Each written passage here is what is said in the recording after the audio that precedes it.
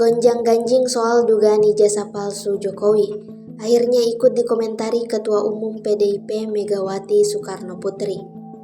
Tokoh yang memang sedang bersiteru dengan Jokowi itu menilai apa yang sekarang jadi polemik seharusnya tidak dibuat ribet.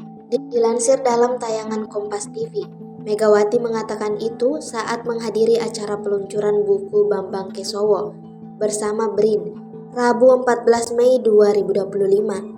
Menurutnya, persoalan ijazah apakah benar atau palsu tidak harus berlarut-larut. Cukup diperlihatkan saja ijazah tersebut ke publik dan semua bisa selesai. Ramai persoalan ijazah yang dituduhkan kepada Presiden ke-7 RI Joko Widodo seolah tak kunjung selesai. Sejumlah pihak yang diduga menyebarkan berita ini pun dilaporkan kepada Polda Metro Jaya.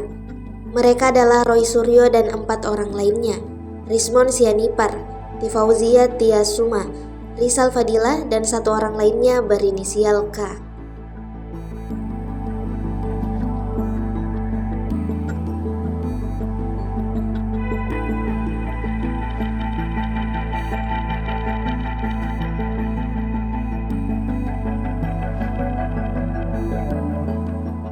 Download Tribun X sekarang, menghadirkan lokal menjadi Indonesia.